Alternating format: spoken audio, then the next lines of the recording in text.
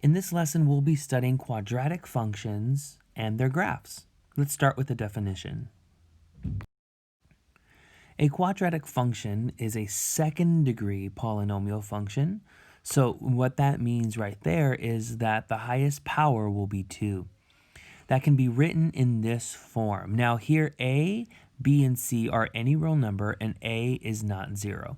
If a were 0, then you would have 0 times x squared, and so this whole term would just be 0, and then the highest power at that point would be degree 1, and then this would no longer be quadratic, it would be linear. Now, the graph of any quadratic function is a parabola, which is a U-shaped graph. We will study parabolas opening upward or downward.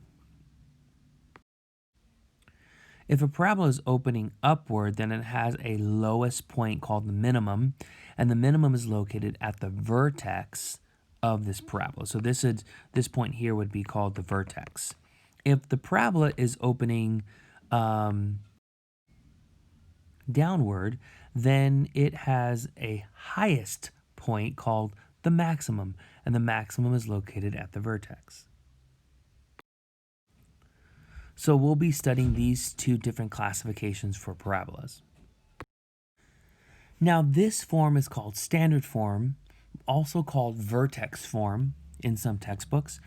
This form involves a perfect square in the variable x. Now you're going to see that if a function is written in this form, it is very, very, very convenient because it gives us so much important information regarding the graph of our function. Let me break it down for us now. Now, a is considered to be the leading coefficient. If that leading coefficient is positive, that means the direction of your parabola is upwards. If the leading coefficient a is negative, then the direction of your parabola is downward. So it's relatively easy to determine the direction of your parabola. All you got to do is look at the leading coefficient. Is it a positive number or a negative number? Now, if your parabola opens upward, that means it has a minimum or a lowest point, and it's located at the vertex. If the parabola opens downward, that means it has a maximum or a highest point on the graph, on the parabolic curve, and it's located at the vertex. Now, what's really cool about this form here, called standard form, is that it actually tells you what your vertex is. Your vertex will have the coordinates h, comma, k. Now, this is the whole benefit, the main benefit of this form, is that you get this probably most important point on the whole parabolic curve is the vertex, right? You get the vertex for free, really. All you got to do is locate what h is and what k is. Now, there's something called the axis of symmetry. The axis of symmetry, or AOS for short, is a vertical line that goes right through, that intersects your vertex. A vertical line that intersects your vertex, and what it does is it basically splits your parabola in half, and so that the left branch mirrors the right branch. Here, let me zoom in. Let me give you a picture of a parabola so you can see what I'm talking about. Here I drew a picture of a parabola opening upward. I could have made the same argument with a parabola opening downward. I'm going to show you what the AOS looks like. I'm going to use a dashed line to draw the AOS that's going right through my vertex. And what it does is it's a line of symmetry.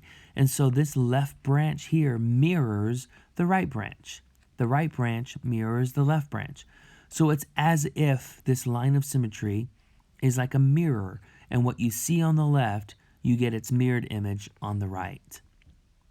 And this will be true for all of our parabolas that we study. Now, because the axis of symmetry is a vertical line going right through your vertex, the equation that defines your AOS is x equal to h. A lot of times I tell my students, if you are successful in identifying your vertex, then your AOS just follows from that. It's always x equal to this first coordinate. All right, let's graph some parabolas. Let's graph some quadratic functions. Here we have f of x is equal to 2 times x minus 3 quantity squared minus 4. The first thing I would have us do is find the direction of this parabola. Is it opening up or down?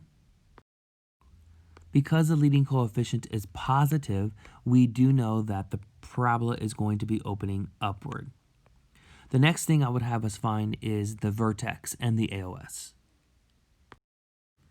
Now remember, the vertex is h, comma, k. H, comma, k. So in this, for this function, your h value is positive 3 and your k value is negative 4. Now, I want you to be very careful when it comes to identifying the first coordinate of your vertex, which is 3 here, okay? Because I think it's dangerous to look at this and say, well, I see negative 3, right? Minus 3, so I'm going to put minus 3 here, which would be wrong. Let me scroll back up and show you standard form again. Now, standard form was here, and we said that the vertex is h, comma, k. Notice that your h value is the numerical value that follows the subtraction sign. We did not write negative h, we just wrote positive h, right? So it's the number that follows the subtraction sign. So in our example here, the number that follows the subtraction sign is 3. So I put a positive 3. Because of this, I always encourage students to write down the opposite of what they see when it comes to the first coordinate of your vertex.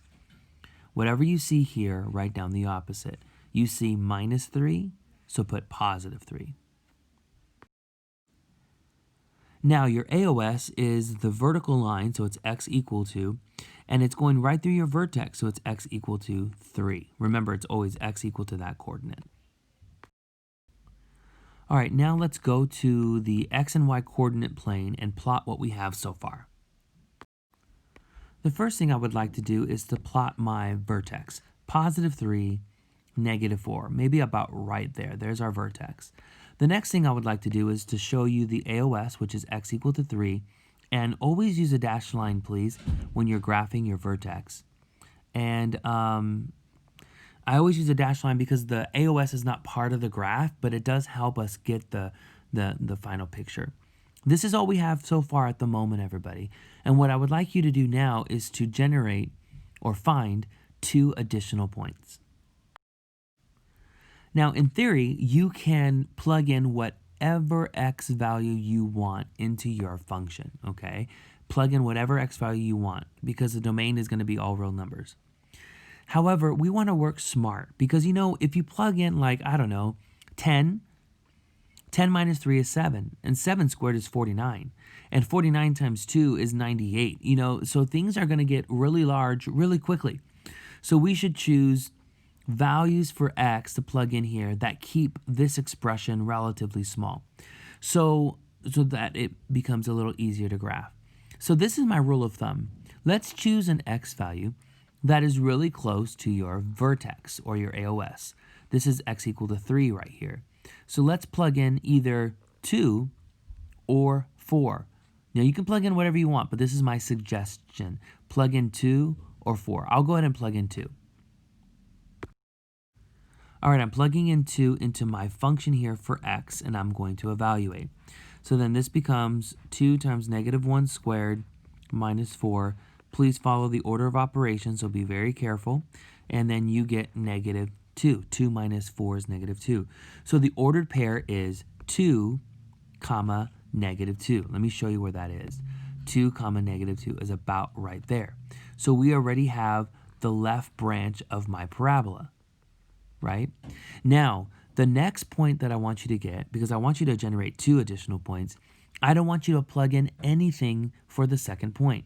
I want you to take advantage of the symmetry. Because of this line of symmetry, the axis of symmetry, what you see on the left side must mirror what you see on the right. So watch this. If this point is on the graph of my parabola, and it is 1 unit away 1 unit away from the AOS. That means I should get another point that's 1 unit away on the opposite side of the AOS.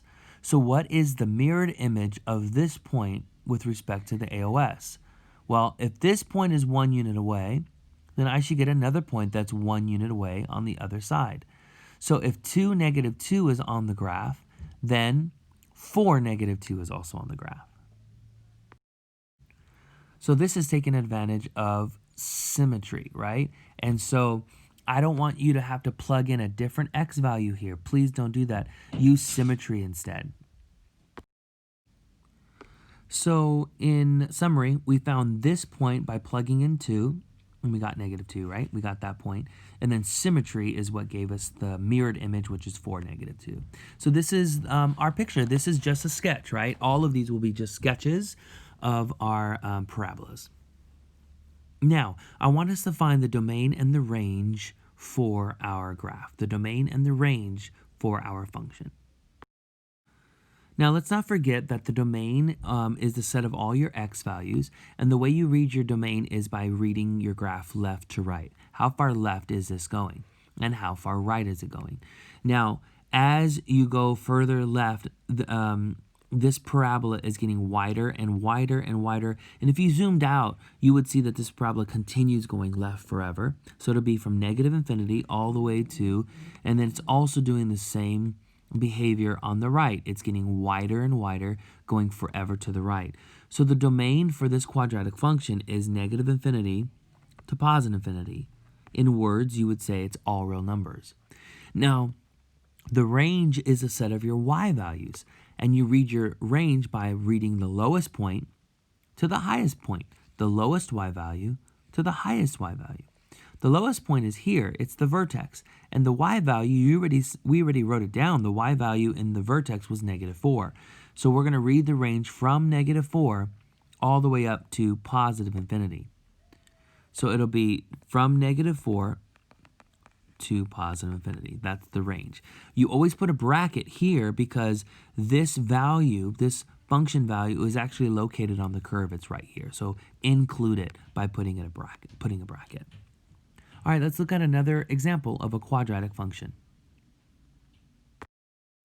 All right, our new function is g of x is equal to -2 times x plus 1 quantity squared minus 3. Now, these are the three things I would ask you to find: direction, vertex, and AOS, right? And then when we're done, we'll find 2 additional points. Now, the leading coefficient in this example is negative, and because it's negative, we know that this parabola will be opening downward. Now, the vertex, we want to be very careful to identify the vertex properly. Now, you see a +1 here, therefore the vertex starts as -1. Remember to read the opposite. This is your h value. So it starts at -1, be careful there, comma, -3 there. So -1, -3. Now, the AOS is always a vertical line going through your vertex, so it's x equal to, and in this case, it's x equal to -1, x equal to that value. All right, let's go ahead and graph what we have so far. The first thing I like to graph or to plot is the vertex, so -1, -3, which is about right here, okay, -1, -3. And then I like to show my AOS, which is x equal to -1. Of course, going right through your vertex there, okay? This is what we have so far, everybody. What we want to do now is generate 2 additional points. Now, although you can plug in whatever you want for x, I want to plug in an x value that is close to my AOS. So in this case, -2 would be a good choice, or 0. I'm going to go with 0. All right, I'm going to plug in 0 into my function. All right, so I'm plugging it in, and I'm getting, let's see, -2 times 1 minus 3. So this is -5. Okay, let's go ahead and plot this point. The point is 0, -5, which is about right there, right on the y-axis. So that's a y-intercept, isn't it? Right on the y-axis. And so what we want to do now is find an additional point using symmetry. The mirrored image of this point would be right over here, wouldn't it? Now keep in mind, this point here, 0, -5, is just 1 unit away from your AOS. That means if you go 1 unit from your AOS on the opposite side, you get its mirrored image, which would be -2, -5. -2, -5. So about right there, okay? This is the mirrored image. And so now I can complete my graph. Now, it bothers me that this looks like a V. It's supposed to be a U shape, a parabola. So try your best to make it look like a U and not a V, okay? So -2, -5 is our point using symmetry. All right, we did it. Let's write down the domain and range. Now, the domain is read left to right, and it's a set of your x values. Now, how far left is this going? Well, the further low you go, the wider it's getting to the left, going forever to the left and forever to the right. So the domain, again, is all real numbers. This was the domain for the previous function. Now, I'll tell you this right now, that whenever you have a quadratic function, okay, whenever you have a quadratic function, the domain will always be all real numbers because these parabolas, whether they open upward or downward, they branch out indefinitely to the left and to the right. They get wider and wider, if you will. And so the domain will always be all real numbers for any of our quadratic functions that we study. Now the range, on the other hand, it's a set of your y values, and this is going to change, all right? So you read it from the bottom to the top. How low is this going? It's going low forever, right? So it's going from -infinity is the first thing I write, all the way to the highest point. The highest point is the vertex, and we already located the y value at this vertex is -3. So the highest point is -3. We call that the maximum. All right, very good, everybody. Now, what I want to walk you through is, what do I do when the function is not written in vertex or standard form? How do I get all of this information when the function is not written like this? Let's talk about that now. All right, so I just want to remind you what standard form looks like, okay? It has a perfect square in the variable x. Look at this function. It's not written in standard form. So how do we determine the direction, the vertex, and the AOS for the graph of this quadratic function? Well, this is our strategy. Let's complete the square in the variable x. If we are successful in completing the square in the variable x, then this function will be rewritten to be in standard form, and then we can easily see what our vertex is. Now, in order to complete the square, now we studied this in earlier lessons. In order to complete the square, your leading coefficient must be 1. And good news, it already is. The next thing you need to do is isolate your variable terms. Now, the way I'm going to isolate my variable terms is by just collecting them using the associative property of addition, right? So I collected them or isolated them by just using grouping symbols. I'm using parentheses. So now I'm ready to complete the square. So what I'll do here is, remember, we have to take half of the coefficient of the first degree term. So we know that we have to take half of 6, which is 3. And then we have to square 3, which is 9. 9 is the square that you're adding to your function. So I'm going to go ahead and add it right here. However, adding 9 units to your function will change your function, right? Now it's a different function altogether. In order to compensate for that, I will subtract 9 at the same time, so to try to keep the function exactly the same as the original function, right?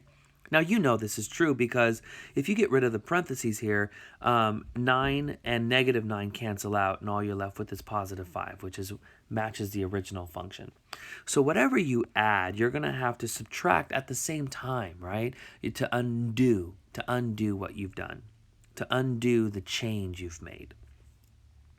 Now, this is a perfect square trinomial, so it factors as a square of a binomial.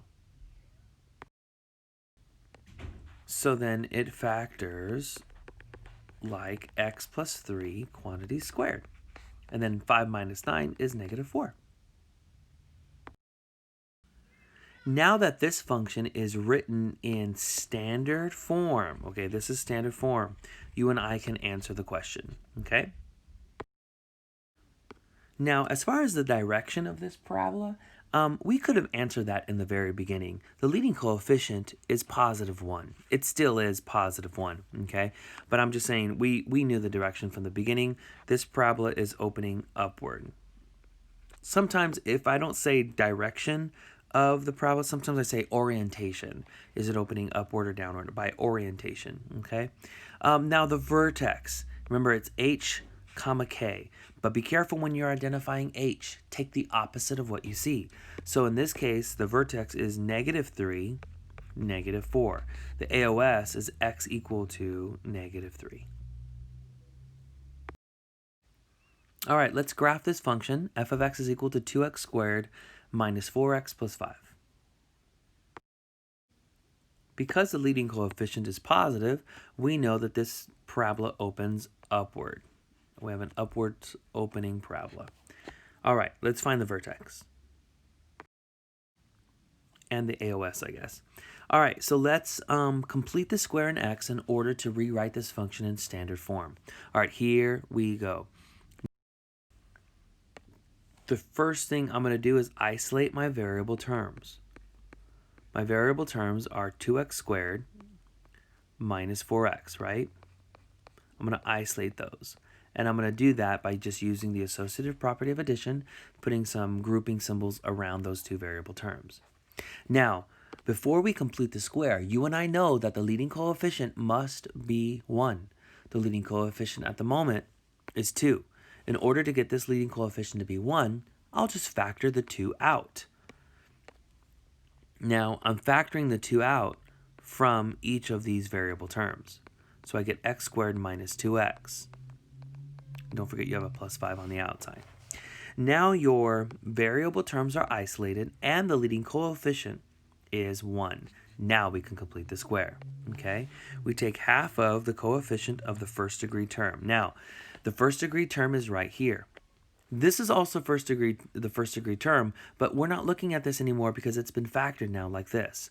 So the coefficient of the first degree term is no longer -4, it's -2. So take half of -2, which of course is -1, and then square -1, which is +1. This is the square that I'm adding to my function. Now, you must undo, at the same time, you must undo what you've done. Now, if I add 1 there, how do I undo that? How do I undo this addition of 1? Well, some of you may be thinking, well, if you're going to add 1, subtract 1. Not that straightforward here. Because the 1 is inside of this group and there's a 2 out front, you really added 2 times 1. You've really added 2 to your function. So then what you must do to undo that is subtract 2 at the same time. Now that's confusing, isn't it? Because I see +1, so I just want a -1. No, it's actually 2 times 1. You've added 2, so subtract 2 at the same time. Be careful with that. All right, so we have 2 times x minus 1 squared plus 3. Now this, ladies and gentlemen, is standard form for this quadratic function. Now I can see what my vertex is. My vertex is h comma k. It is +1, +3. My AOS is x equal to 1. So this is what we have so far, everybody. Now let's generate some additional points. Now, I think it's safer to plug in values in the original function that was given to you and not the standard form of the function that you and I found, just in case we made a mistake. All right, so you know the rule of thumb. Let's plug in a value that is close to your AOS. 0 or 2 would be a good idea. If we plug in 2, though, we have a lot of arithmetic to do. Whereas if we plug in 0, we would have no arithmetic to do. because 0 squared is 0, 2 times 0 is 0, negative 4 times 0 is 0. So all of this would go away if you plug in 0, and you're left with just your constant term. F of 0 would just be 5, right? If you plug in 0, all of your variable terms go away. 0, 5, everybody, is the point that you and I just generated. Wait a minute. We just found the y-intercept. This is the y-intercept. Now, the point that you get for free, if you will, the mirrored image of 0, 5, would be 2, 5, using symmetry. So then this is my final picture. All right? Very good. Now remember that you always find a y-intercept whenever you let x be 0, okay? So finding a y-intercept, all you got to do is plug in x equal to 0, which is exactly what we did here. So if ever you're asked, find the y-intercept of the graph, just plug in x equal to 0. And when the function's written like this, that's fairly easy, because when you let x be 0, the variable terms are just 0, and you're just left with your constant. So what I'm saying is the constant term on the back end is always your y-intercept. Now be careful. I mean the constant term when it's written in this form. When you have standard form, you know, the vertex form, that's not what I'm talking about. I'm talking about the constant term when the function's written in this form. All right, let's look at another example. All right, for the last part of this lesson, I want to focus on the vertex formula. Now, we found the vertex just a minute ago by completing the square in x. Another way you can find the vertex for the parabola of a quadratic function is by using the vertex formula, negative b over 2a. Now, remember that when a function is quadratic, it's written of this form, right? Or can be written in this form. So all you have to do is figure out what negative b over 2a is. Now, don't forget, b is the coefficient of the first degree term, and a is your leading coefficient, okay? Whatever negative b over 2a turns out to be, whatever this number is, it's the first coordinate of your vertex. Then you take that number and plug it into your function to find the second coordinate of your vertex. So this is like h, comma, k. All right, let's find the vertex of the graph of this quadratic function, and let's see if we can use the vertex formula.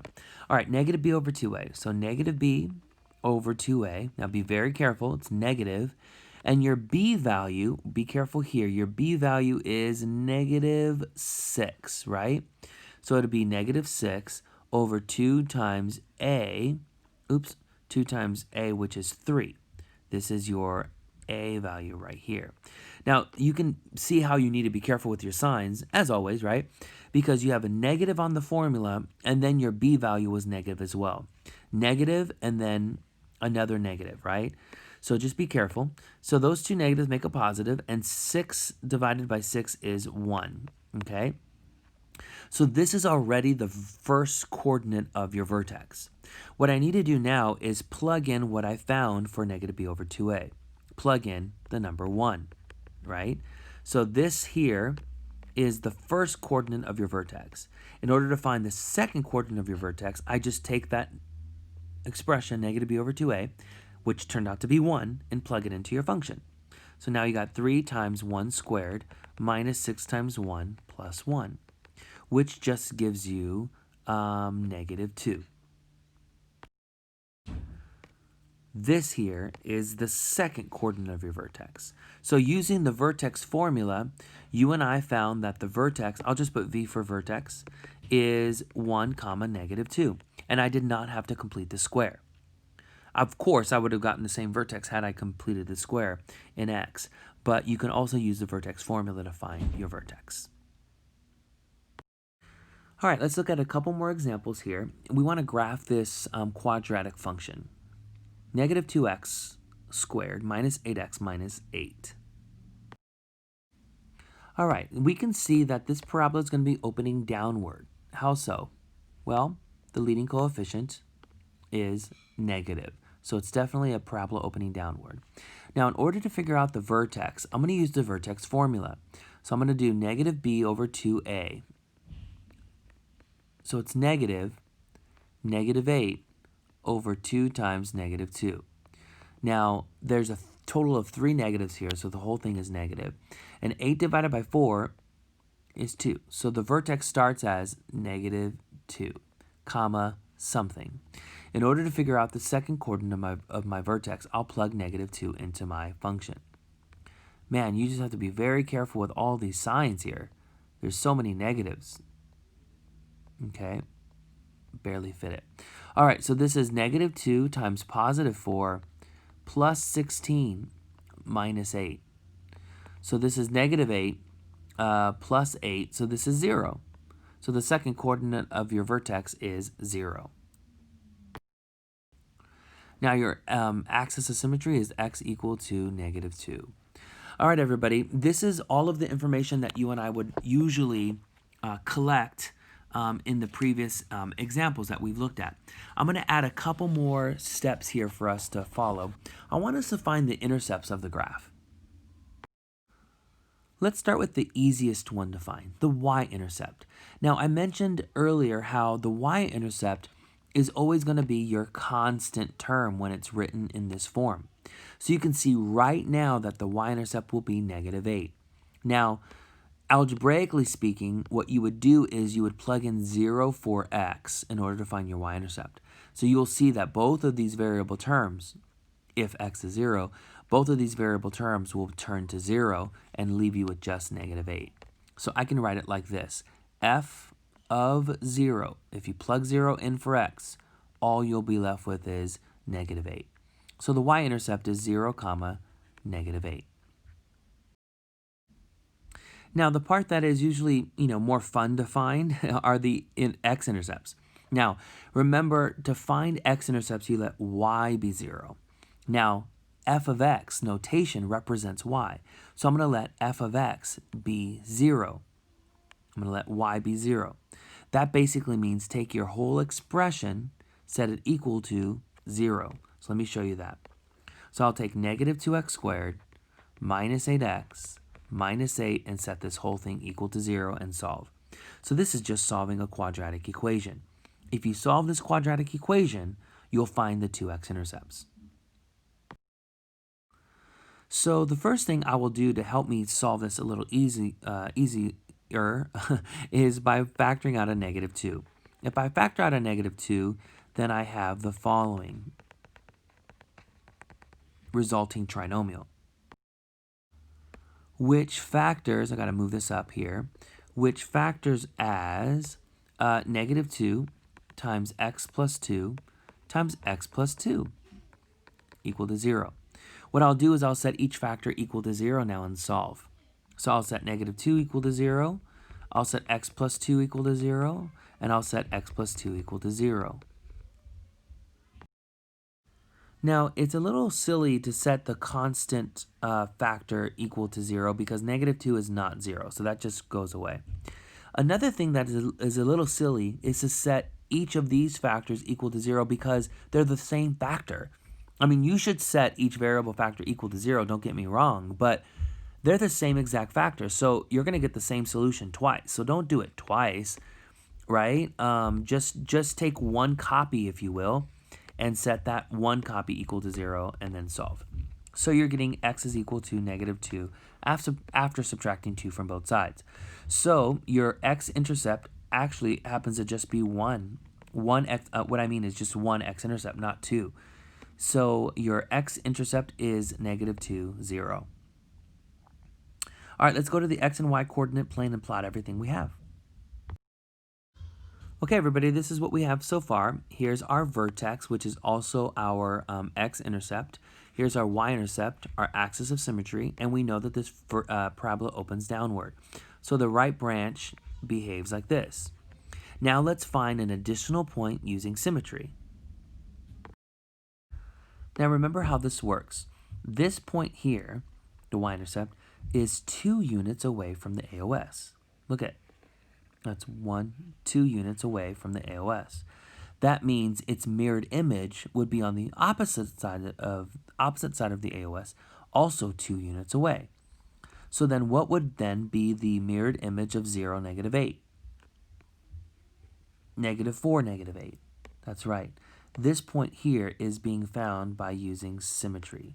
-4, -8. All right, everybody? Very good. Let's get the domain and the range for our graph. Now, don't forget the domain will always be all real numbers, right? Because these parabolas get infinitely wide, right? They go to the left and to the right indefinitely. But the range is read from the bottom to the top. How low does this parabola go? So negative infinity would be where you start. And then how high does it go? Now be careful, your range is a set of your y values. So don't say that the highest y value is -2. That would be wrong. -2 is the x value at this location. The y value at this location is 0. So you would say 0 is your highest y value. All right, one more example here. F of x is equal to -2x squared plus 12x minus 16. All right, this is a list of most of the information that we'll gather. The direction, vertex, AOS, y-intercept, and x-intercepts. We'll also find an additional point using symmetry when we're done, or toward the end. All right, this is a great place to pause the lesson and to try this information out on your own. All right, so the leading coefficient is negative, so therefore the direction of this parabola is downward, okay? The vertex, I'll find the vertex by using the vertex formula as opposed to completing the square. So I need to do negative b over 2a, so it'll be negative positive 12 over 2 times -2. So this is a positive number, and it is 3. So the vertex is 3 comma something. What I need to do now is plug 3 into my function. So I'm plugging 3 into my function, and I am getting the following, which gives me 2. So then the vertex is 3 comma 2. All right, cool deal. The AOS is x equal to 3. All right, now let's go find our intercepts. The easier one to find usually is the y-intercept. Don't forget that the constant term represents your y-intercept. If for whatever reason you don't have a constant term, like if it's just not there, then that just means your y-intercept is 0. So what I'm going to do is I'm going to use formal notation. I'm going to say f of 0. That means I'm plugging 0 in for x. And the only thing that remains is the constant term -16. So my y-intercept is 0 comma -16. All right, I cleared the board a little bit so it's not so messy.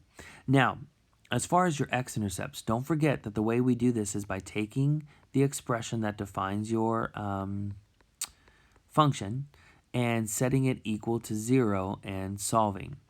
Now, that is plugging 0 in for y. Remember, f of x represents y, so that's what we're doing, letting y be 0. Now, in order to factor this, you don't have to factor it, by the way. You can use a quadratic formula.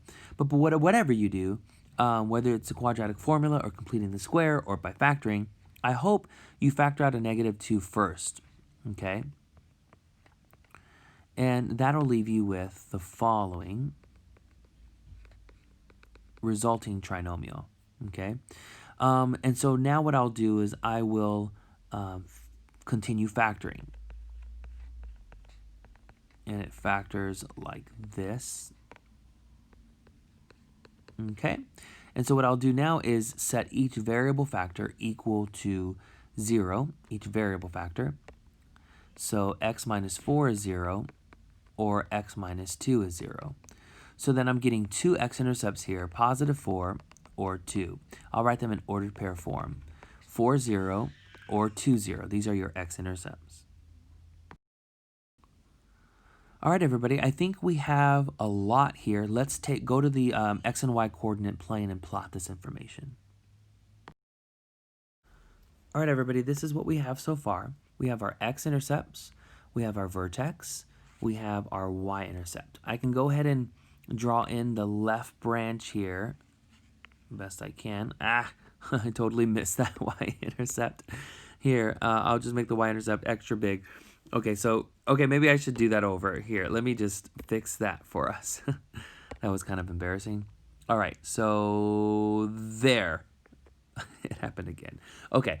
I think you get the idea. It goes through this, the y-axis right there. You can see my error. All right. Let's find an additional point using symmetry. Now, here we go. This is how it works.